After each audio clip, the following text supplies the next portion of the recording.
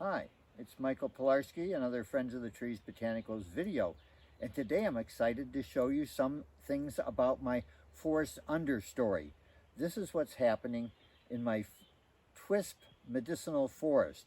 It's 23, 24 years old, I think 25 since I started it, but a lot of this was planted over the first couple of years. And 23 years later, this understory has really developed.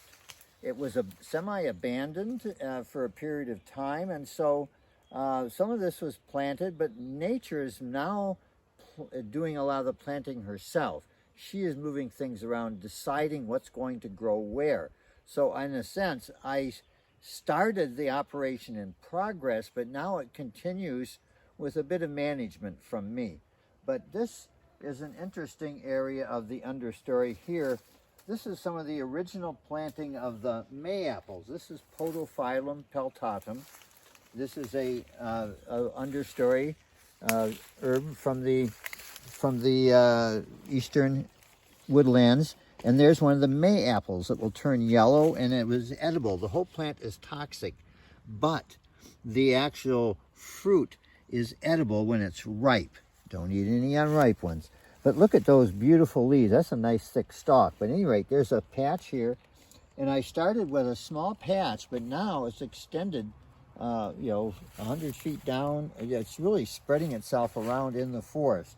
It has to grow slowly from rhizome to rhizome, but it's gradually making progress. And then the other thing that's really thick in my understory is black cohosh.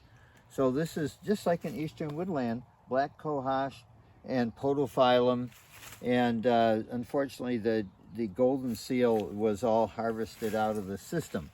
So a lot of if you look around, we'll see more in another places, but there's just a lot of cohosh in here. Here's Oregon-grape, Mahonia, that came in on its own. This is Snowberry, native Snowberry, and that came in on its own as well. I didn't plant it. The birds brought in seeds, and now it's become part of the understory, which is the native understory in much of our region. And we have some thorny American plum here, and they're thorny. They're really trouble to pick, but they're so tasty. When these things are ripe, they are some of the best food on the place. And so I have a thicket of American plum in here. And the thicket, it's a nice thicket. I like having thickets in my understory because there's a lot of different habitat there. So for like little birdies and stuff. So this is developing a forest floor understory down here. You can see you can see dirt in a few places, but mostly here's a baby cohosh baby. There's a lot of litter down here and twigs and leaves. So there's like under here, there's like a layer of leaves. Here's a strawberry plant. So there is, and there's things scuttling around in here. So it's alive, and there's a lot of fungus in here. There's a ton of roots. The ground is riddled with roots and little critters running around in here. So we have a nice true forest understory. And one nice thing about a forest is also you want woody debris in the system. So we have snags. We have, if you look over this back way here, see there's down logs that are laying at angles. That's a really good ecological feature. Look at the size of this woody debris in here. There's trunks, there's biomass, there's stumps. It's a really thick area, so I like that. And there's a lot of deadwood up in the trees. This is good ecology. It may look unsightly to a neat, tidy gardener's eye, but I'm after the ecology of a forest ecosystem with a forest floor. Here's a seedling of a cramp bark. We have a lot of cramp bark seedlings. Here's a seedling of a red osier dogwood that has medicinal, both of those are medicinal twigs. There's a few too many cottonwood coming up in here, but I'm gradually taking them out. But I can cut them up and sell the twigs too. So there's a lot of twig crop in here. Red osiers, larger red osier dogwood. There's all kinds of twig crops in here as well. So let's look at maybe a couple other examples of a forest floor over here. And here's another section.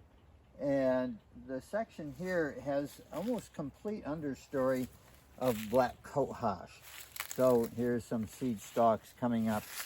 And anyway, there's just hundreds of black cohosh here, various ages.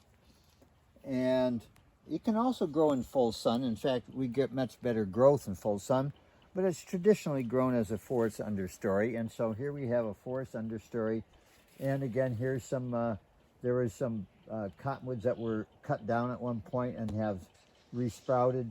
But there's some stumps in here. Again, nice woody biomass in here, as well as the understory. Okay, on to the next. And here's a really woody area, understory. So, you know, there's the overstory, the middle story shrubs, you can see some of those. And then there's a ground story shrub component in here.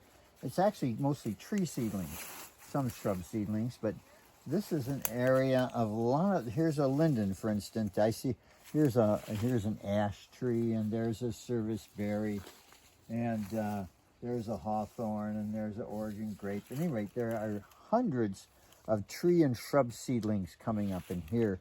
So it makes for a really nice, dense, shrubby understory. So I like having areas that are thick like this. So some of my areas are more open, some are more thick.